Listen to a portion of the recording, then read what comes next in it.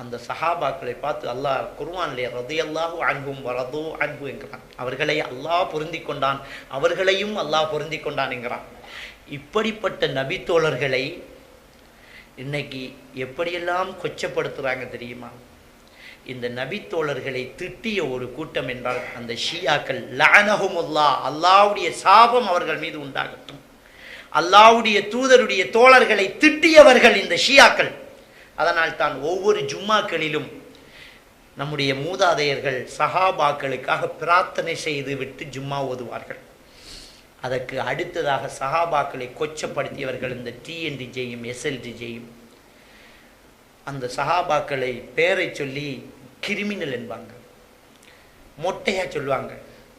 உமருக்கு என்ன தெரியும் என்று கேட்பாங்க. ரலியல்லாஹு அன்ஹு, இல்லை அல்லாஹ் தான் அவங்களுடைய பாவங்களை மன்னிக்கணும். சஹாபியை திட்டும் போது ரசிக்கிற அந்த கூட்டம் பிஜே வழிகேடு என்றா கோபப்பட்டு கொந்தளிக்கிறாங்க. அல்லாஹ் இவர்களுடைய பாவங்களை மன்னிக்கணும். இப்படிப்பட்ட நபித்தோழர்களை கொச்சப்படுத்தக்கூடிய ஒரு கூட்டம் இந்த கூட்டம்.